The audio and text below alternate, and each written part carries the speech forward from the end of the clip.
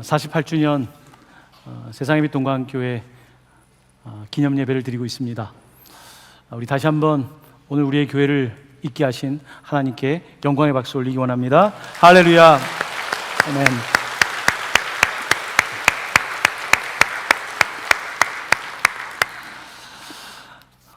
48년이면 적지 않은 세월입니다. 동광교회는 천막에서 시작한 교회입니다. 처음에는 어쩌면 초라하다고 생각할지 모르겠지만 세월이 지나고 나니 우리 교회가 천막교회였다는 것이 더 자랑스럽습니다. 여러분의 삶도 어쩌면 지금 근사한 삶은 아닐지 몰라도 내 시작이 천막이라면, 우리 주님이 함께하는 천막이라면 그것이 세월이 지나가면 여러분에게 더 자랑이 될 것입니다. 오늘 동광교회가 이곳에 이르게 하신 하나님께 감사를 드립니다. 또한 정말 교회를 천막으로 개척하신 분들이 아직도 여전히 살아계셔서 여전히 새벽을 지키고 계십니다. 또한 이 교회를 위해서 헌신하신 수많은 분들, 원로 목사님, 또 원로 장로님, 또 은퇴하신 장로님, 권사님, 또 수많은 분들께 감사를 드립니다.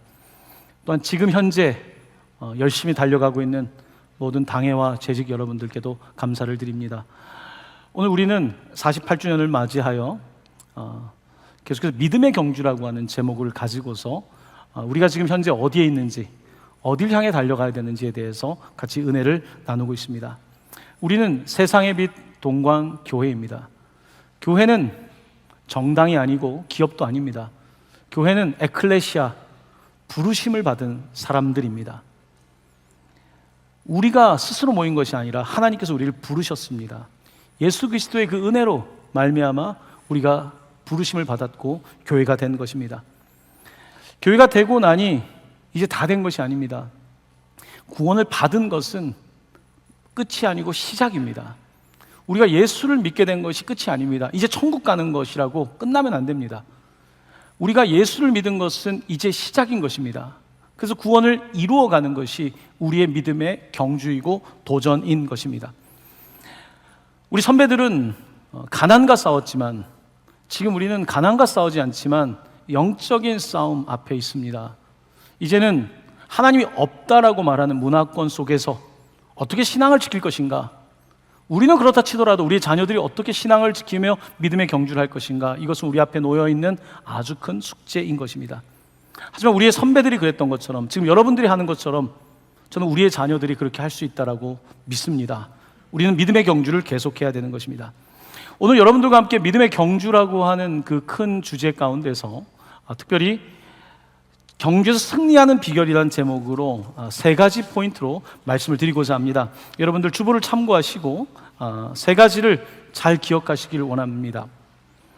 오늘 경주에 승리하는 비결은 구원받은 여러분과 제가, 교회가 어떻게 승리할 수 있는가, 그 바울이 특별히 8장, 9장, 10장에 이어지는 부분에서 어떻게 말씀하고 있는지에 대해서 말씀을 드리고자 합니다. 첫 번째입니다. 자유를 기꺼이 제한하라. 한번 같이 읽어보도록 하겠습니다. 자유를 기꺼이 제한하라. 자유를 제한하라. 여러분, 자유를 우리는 원하지 않습니까? 사람들은 흔히 자유하면 내가 하고 싶은 것을 하는 것을 자유라고 말합니다. 그런데 내가 하고 싶은 것을 할 때에 만족이 있던가요? 끝이 있던가요? 여러분, 내가 하고 싶은 것을 하는 것이 자유라고 생각하지만 사실 그것이 자유가 아닙니다.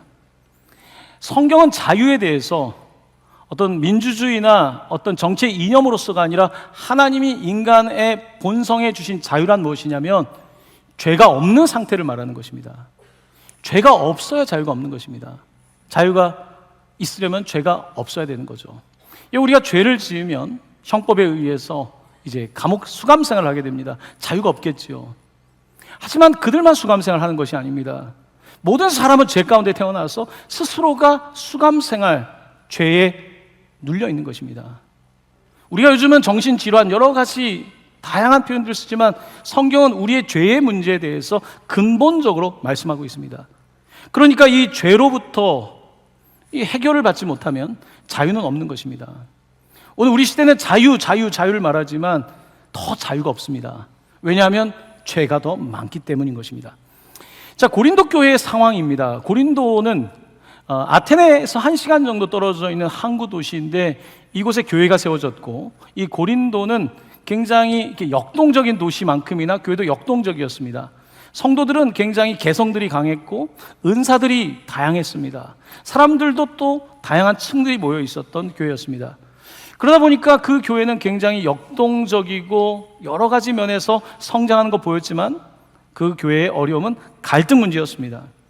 다양한 사람들이 있다 보니까 갈등이 생겨나는데요, 그 이유는 그들이 저마다 똑똑하고 저마다 자기의 주장을 하다 보니까 그 가운데서 계속해서 하모니가 깨지고 있었던 것입니다. 이 고린도 교회를 향해서 바울은 편지를 보냅니다. 고린도 교회의 구체적인 갈등들을 어떻게 해결해야 되는지에 대해서 말씀을 전하며 특별히 자유의 문제를 오늘 말하고 있는 것입니다. 자, 어떤 일이 있었냐면 이 고린도 지역뿐만 아니라 당시에 그 그리스 로마 문화권에는 많은 신전이 있었고 많은 신들이 있었습니다. 그들이 늘상 하는 일은 신전에 가는 거고 예배하는 거고 우상을 예배하는 거죠. 그런 우상 숭배가 있는 곳에 핵심적인 문제는 우상에 바친 제물에 관해서 어떻게 할 것인가에 대한 논쟁이었습니다. 여러분, 우리나라도 그 제사 문화가 여전히 있지 않습니까? 그리고 제사상에 드렸던 음식에 대해서 여러분 어떻게 생각하십니까?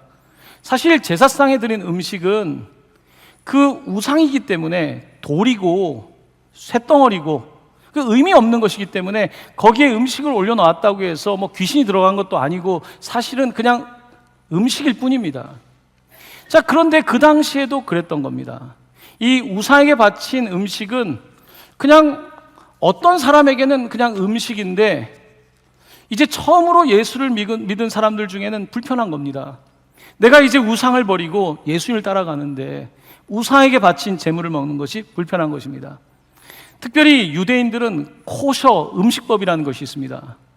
그래서 먹는 고기의 종류가 정해져 있고 도축하는 방법도 정해져 있습니다. 그대로 도축한 방식으로 된 고기를 먹어야 되는 거예요. 근데 시장에 팔려 있는 것들은 그런 고기들이 아니지 않습니까?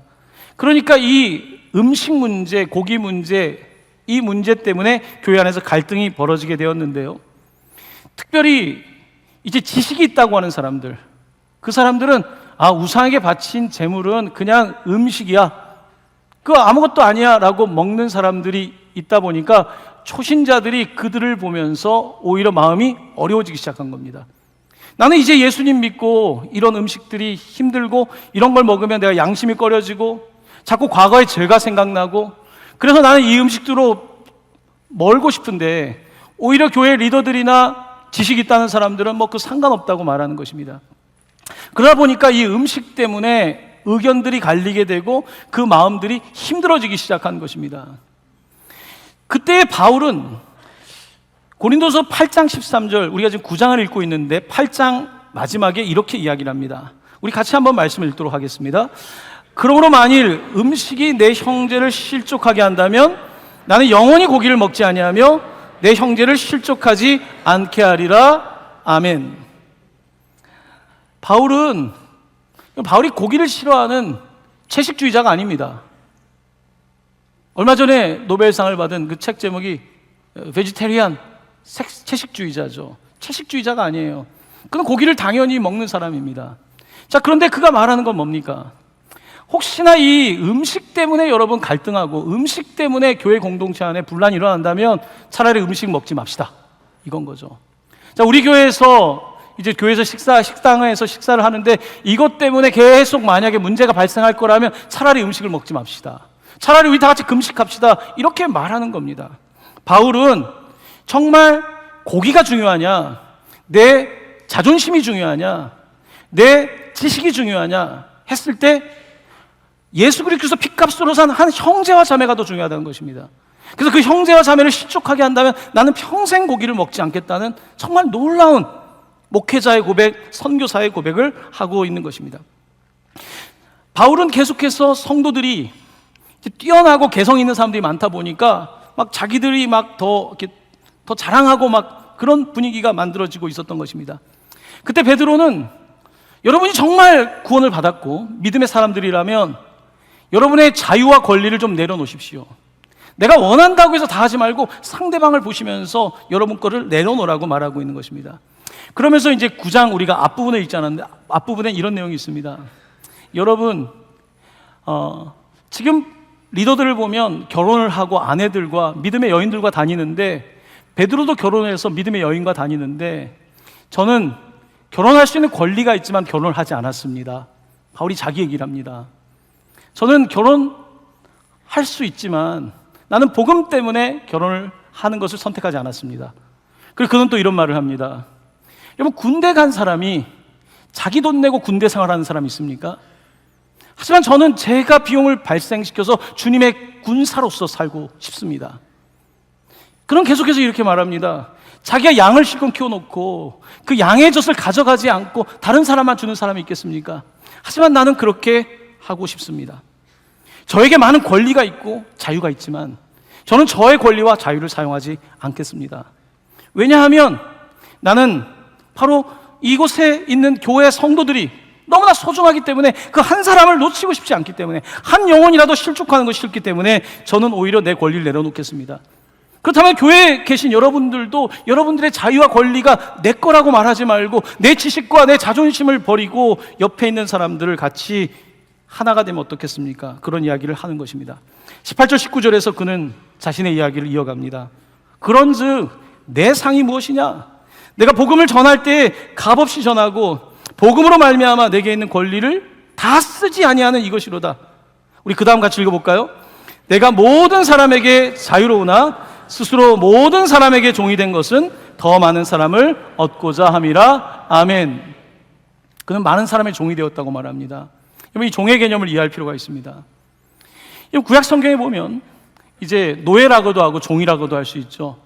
이분들이 일정한 시간이 지나면 이제 자유인이 될 수가 있습니다. 그러면 종이 아니고 자유인이 되면 되는 거예요. 근데 그 가운데서 어떤 사람들은 자유인을 선택하지 않고 평생 종으로 살겠다고 하는 사람들이 있습니다. 왜 그럴까요? 왜 자유인이 될 수 있는데 종으로 살까요? 주인이 너무 좋아서 그런 거예요. 너무 훌륭한 주인을 만나면요, 내가 자유보다 종의 삶이 더 좋은 것입니다. 미국에 노예제도가 있지 않았습니까? 노예제도는 사실은 잘못된 제도이지요. 하지만 그 가운데도요, 자유하라고 하는데도 주인을 떠나지 않는 종들이 있었습니다. 종들이 주인을 너무 좋아했기 때문에 그런 거예요. 그러니까 자유를 선택하지 않은 거예요. 종이 더 좋은 거예요. 내가 나가서 자유를 가지고 사는 것보다 주인 아래에 사는 것이 더 좋은 거예요.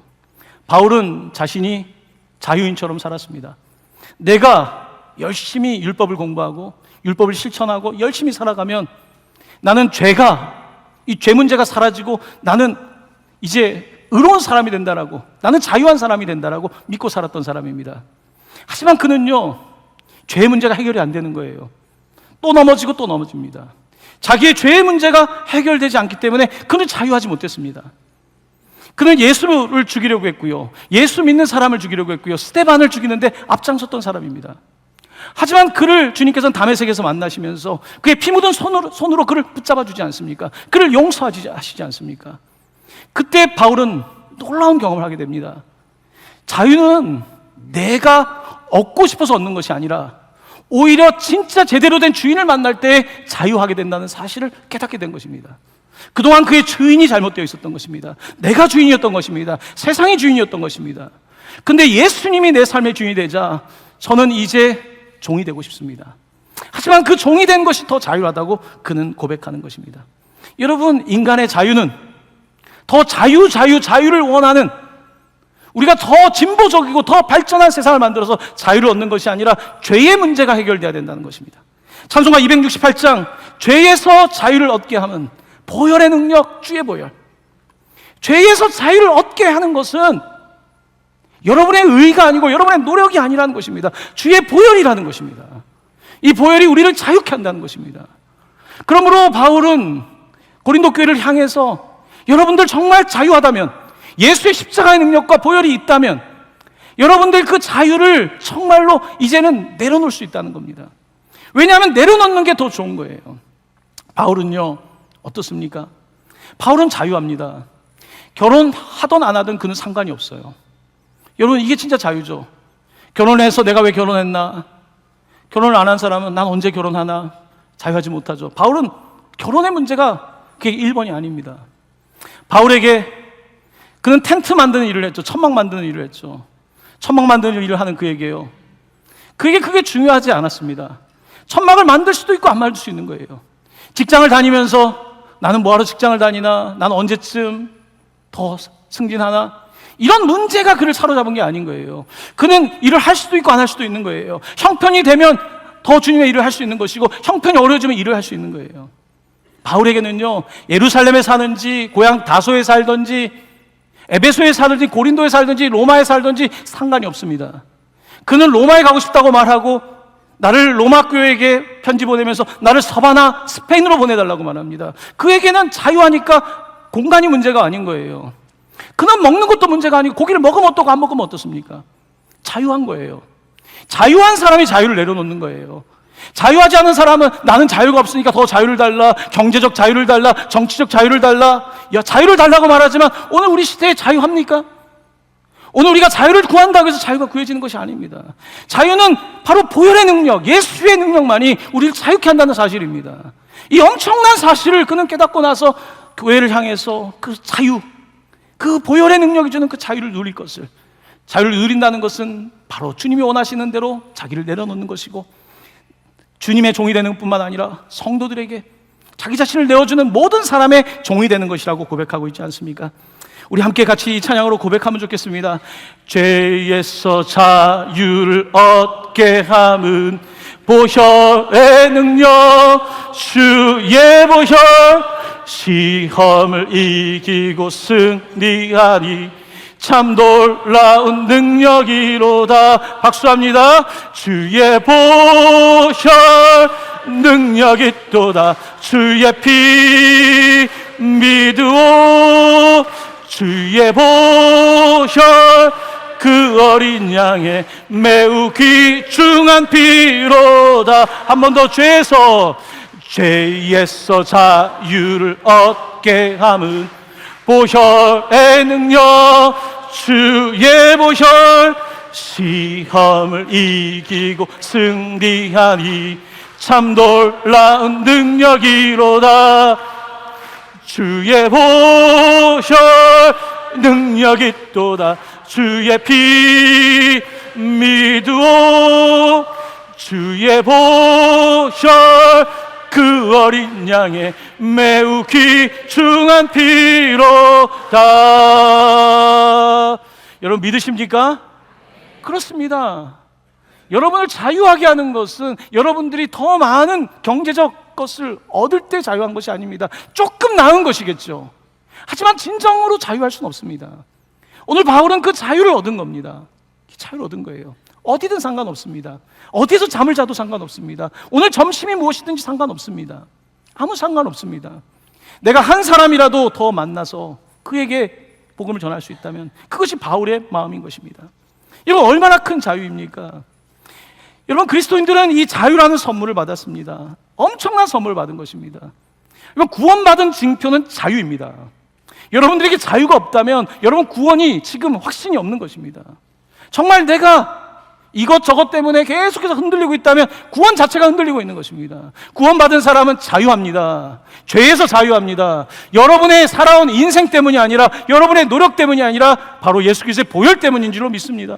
그 보혈이 우리를 자유케 하는 것입니다. 바울은 그렇기 때문에 자유를 내려놓으라는 거예요. 자유하지 않은 사람은 절대 자유를 내려놓으란 말을 못합니다. 바울은 자유합니다. 성도들을 향해서 여러분 자유한데 왜 그런 문제 가지고, 고기 문제 가지고 싸웁니까? 왜 밥 문제 가지고 싸웁니까? 왜 재물 가지고 싸웁니까? 바울은 정말로 주객이 전도된 그 상황을 안타까워하는 것입니다.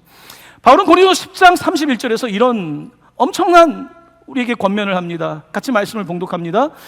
그런즉 너희가 먹든지 마시든지 무엇을 하든지 다 하나님의 영광을 위하여 하라. 아멘. 자유한 거예요. 먹든지 마시든지 무엇을 하든지, 고기를 먹든지 안 먹든지, 재물에 바친 음식을 먹든지 먹지 말든지, 여러분 오늘 무슨 옷을 입든지 상관없이 하나님의 영광을 위해서 하는 그 자유를 누리라고 가르치고 있는 것입니다. 자, 이제 두 번째입니다. 자, 이제 자유를 제한하라고 하는 것이 첫 번째 말씀이었다. 두 번째는 어떻게 하면 조금 더 적극적으로 우리가 승리할 수 있을까? 제목입니다. 같이 두 번째 제목을 같이 읽어보겠습니다. 여러 사람에게 여러 모습이 되라 입니다. 여러 사람에게 여러 모습이 되라, 무슨 뜻일까요? 먼저 고린도서 9장 19절 말씀을 저와 함께 읽도록 하겠습니다. 시작. 내가 모든 사람에게서 자유로우나 스스로 모든 사람에게 종이 된 것은 더 많은 사람을 얻고자 함이라. 아멘. 자유로운데 내가 자유를 내려놓고 다른 걸 선택했다는 것입니다. 이걸 어떻게 표현할까 하다가 제가 영어 문장으로 이렇게 표현을 해봤습니다. Become somebody by becoming nobody. By becoming nobody. 내가 nobody가 됨으로써, 내가 아무것도 아닌 사람이 됨으로써 내가 somebody, 의미 있는 사람이 된다는 뜻입니다. 사람들은 바꿔서 생각합니다. 내가 뭐가 돼야지. 내가 뭐가 돼야지. 근데 그 사람은 결국은 nobody가 돼요. 사람들은 정말로 겸손하게 자기가 nobody가 되는 사람을 somebody로 만들어주지, 바로 여기에 바울이 가르치고 있는 핵심적인 승리의 비결이 있는 것입니다. 바울은 바로 예수님께서 nobody가 된 거예요. 하나님의 아들인 예수께서 nobody가 됨으로써 내가 아무것도 아닌 종의 형체로 오셔서 그가 바로 우리에게 가장 위대한 메시아 주 somebody가 되신 것이죠. 바울도 마찬가지입니다. 그동안은 내가 뭔가 somebody가 되려고 했습니다. 근데 그도 예수를 만난 이후에 예수님을 따라서 내가 이제 nobody가 되는 거예요. 내가 nobody가 됨으로써 내가 somebody가 되는 거예요. 누군가에게 의미 있는 사람이 되기 위해서는 내가 없어야 되는 거예요. 자, 그래서 그 구체적인 이야기를 바울은 이렇게 표현하고 있습니다. 20절에서 22절인데요. 유대인들에게 내가 유대인과 같이 된 것은 유대인들을 얻고자 함이요, 율법 아래에 있는 자들에게는 내가 율법 아래에 있지 아니하나 율법 아래에 있는 자같이 된 것은 율법 아래에 있는 자들을 얻고자 함이요. 중간을 생략하고 마지막 부분을 함께 읽겠습니다. 약한 자들에게 내가 약한 자와 같이 된 것은 약한 자들을 얻고자 함이요, 내가 여러 사람에게 여러 모습이 된 것은 아무쪼록 몇 사람이라도 구원하고자 함이니. 아멘. 바울은 변신의 천재입니다. 유대인에게는 유대인에게, 율법이 있는 사람에게는 율법에 있는 사람에게, 율법을 잘 모르는, 소위 글 모르는 사람한테는 글을 모르는 사람처럼, 약한 사람에게는 약한 사람처럼. 왜 그가 그게 가능할까요? 주님의 종이니까요. 그러니까 가능한 거예요. 내려놓을 수 있는 거예요. 내 자유를 내려놓을 수 있는 거예요. 내 권리를 내려놓을 수 있는 거예요. 여러분, 네팔에 가면 힌두 사람들, 그들의 옷을 입지 않으면요, 그들과 대화되지 않습니다. 일본에 가면요, 일본의 문화, 북한에서 오신 분들이 있으면 같은 민족인 것 같지만요, 그들의 입장을 살펴야 되고요, 내가 그들에게 노바디가 될 때 썸바디가 되는 거예요. 내가 계속해서 썸바디로 있으면요, 절대 복음은 전파되지 않습니다. 절대 선교는 열매 맺지 않습니다. 하나님의 교회는 계속해서 우리가 노바디가 되는 거예요. 내가 내려놓는 거죠. 내가 겸손과 온유의 멍에를 매는 것입니다. 내가 뭘 했다라고 하는 것이 아니라 겸손과 온유의 명예를 맬 때에만 교회는 존재 이유가 있고 지속 가능한 것입니다. 바로 이것이 교회인 것입니다. 그래서 여러 사람에게 여러 모습이 되는 거예요. 지난주에 제가 개인적으로 굉장히 좀 좋은 교육을 받았어요. 어떤 교육이었냐면, 우리 찬양대 1부, 2부 찬양대 야다와 토다가 정말 오랜만에 그 총신대 그 음악 그 교수님이시고 그 사랑의 교회 지휘자 우리 장로님께서 오셔서 강의를 하셨어요. 제가 그냥 인사만 하고 가려고 했는데 발성을 가르쳐 주는 것 같아서 나도 좀 발성을 좀 이제 목이 좀 약하니까 좀 배워봐야겠다 해서 좀 앉아 있었어요. 앉아 있는데 굉장히 흥미로운 걸 가르쳐 주시더라고요.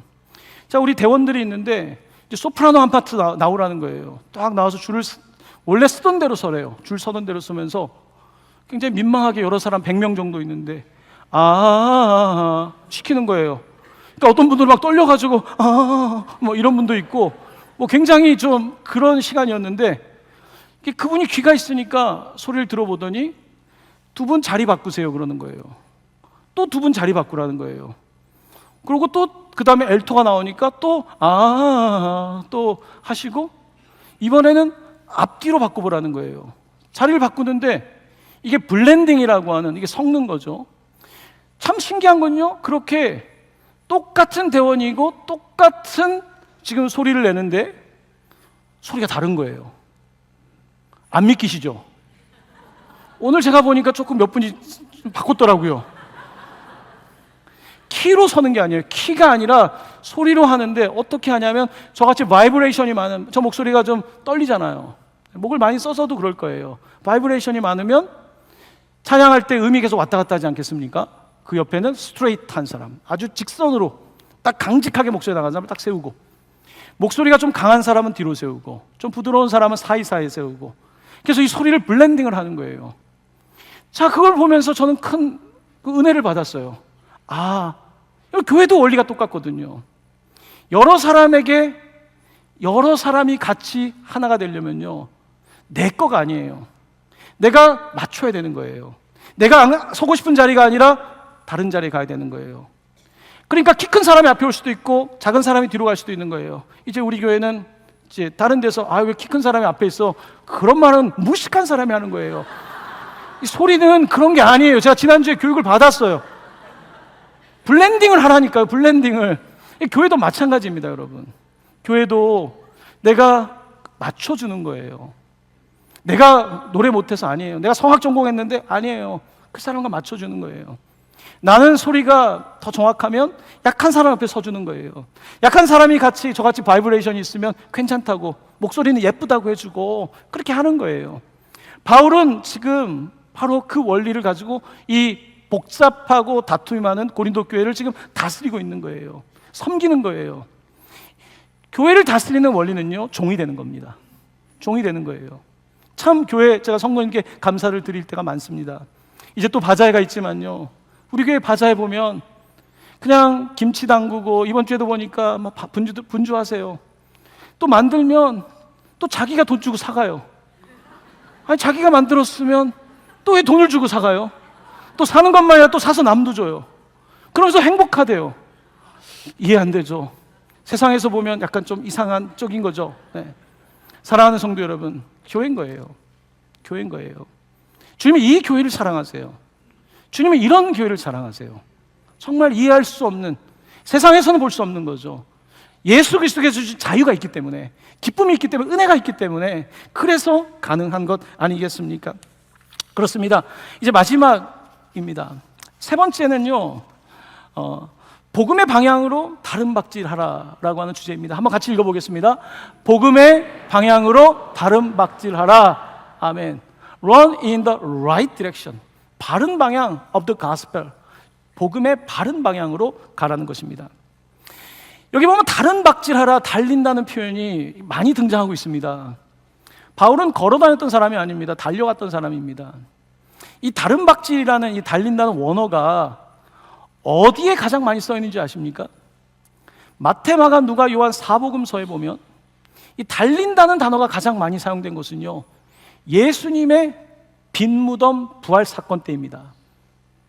여자들이 달립니다. 무덤이 비었다. 예수님 다시 살아나셨다. 그 말을 듣고 달려갑니다. 베드로와 요한이 달려갑니다. 너무 놀래가지고 달려갑니다. 베드로와 요한이 전력 질주하는데 베드로가 이겼을까요? 요한이 이겼을까요? 요한이 이겼다고 성경 기록되어 있습니다. 바로 그 다른 박질에 대해서 복음서는 말합니다. 복음은 뭘 말하는 겁니까? 예수의 부활을 보고는 안 달릴 수가 없다는 거예요. 예수의 십자가와 부활을 경험한 사람은 달리지 말라고 해도 달린다는 것입니다. 예수님이 나와 함께 계시면요, 달리고 싶은 거예요. 예수님이 함께 계시면 알리고 싶은 거예요. 예수님이 함께 하시면 누군가에게 몇 사람이라도 구원하고 싶은 거예요. 몇 사람이라도 예수님께 이끌고 싶은 거예요. 몇 사람이라도 저 민족 중에 일부라도 주님께 이끌고 싶은 것이 바로 복음의 능력이고, 그것은 우리가 하는 게 아니라 예수를 만날 때 이루어지는 것입니다. 바울도 예수를 만난 거예요. 그래서 예수를 만나는 것이 가장 핵심적인 바로 복음의 내용인 것입니다. 자, 이제 이렇게 바울은 달립니다. 그러면 고린도 교회를 향해서도 달려야 됩니다. 그런데 그냥 달리면 안 됩니다. 지금 고린도 교회 막 다툼 가운데 있거든요. 어떻게 보면 요즘 한국 교회 같거든요. 서로 다투고. 그러면 교회가 어디로 가겠습니까? 방향을 맞춰야지 어디로 가겠습니까? 바울은 이렇게 말합니다. 26절입니다. 같이 말씀을 봉독합니다. 그러므로 나는 다름질하기를 향방 없는 것 같이 아니하고 싸우기를 허공을 치는 것 같이 아니하며. 아멘. 바울은 예수님이 들어오고 나서는요, 이제 방향이 정해졌습니다. 이제 나는 방향이 있어요. 그리고 싸우는데 허공을 치지 않습니다. 여러분, 우리가 막 방향과 속도 하면 요즘은 속도보다 방향이라고 말하죠. 저는 그 말 그렇게 좋아하지 않습니다. 방향만 맞습니까? 속도도 있어야죠. 방향만 맞으면 가만히 서 있으면 됩니까? 방향에 속도가 있어야 되겠죠. 방향과 속도를 가지고 지금 바울은 달리고 있는 것입니다. 그는 시간이 아깝습니다. 달려가야 될 것입니다. 너무너무 달려가고 싶은 거예요. 한 사람이라도 더 만나고 싶은 거예요. 만나지 못했지만 내년에는 꼭 스페인에 가고 싶은 거예요. 아마 그는 스페인을 넘어가면 그 다음에 그 아래에 있는 모로코를 가고 싶었을 거예요. 그 옆에 있는 리비아를 가고 싶고 아프리카 사하라 쪽을 가고 싶었을 겁니다. 그게 바로 복음에 사로잡힌 사람인 것이겠죠. 달리고 또 달리는 것입니다. 자, 바울은 달리며 교회를 향해서 달리자고 합니다. 하나 되어서 달리자고 하면서 24절입니다. 같이 말씀을 봉독합니다. 운동장에서 다름질하는 자들이 다 달릴지라도 오직 상을 받는 사람은 한 사람인 줄을 너희가 알지 못하느냐? 너희도 상을 받도록 이와 같이 다름질하라. 아멘. 아멘. 사랑하는 성도 여러분, 이번 주에 한강 작가가 노벨 문학상을 받았습니다. 정말 이게 갑자기 무슨 소식인가 놀라셨을 거예요. 정말 자랑스럽죠. 노벨상을 받았잖아요. 근데 여러분 아십니까? 여러분 노벨상보다 더 큰 상을 받게 될 것이라는 이 엄청난 복음을요.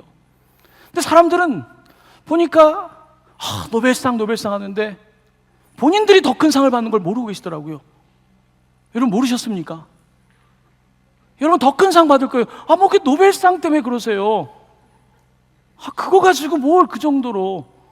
사실 그 번역한 작가, 영국에서 혼자 한국말을 독학했던 그분의 그 번역 실력도 큰 역할을 했죠. 그분이 몇 년 전에 한국에 왔을 때 그런 얘기를 하죠. 한국 분들은 너무 노벨상에 집착한다는 거예요. 그냥 좋은 문학이면 된대. 그렇게 얘기하더라고요. 여러분 노벨상보다 여러분 더 큰 상을 받을 줄로 저는 믿습니다. 근데 아무나 주진 않습니다. 달린 사람만 줍니다. 상은요 공평한 것입니다.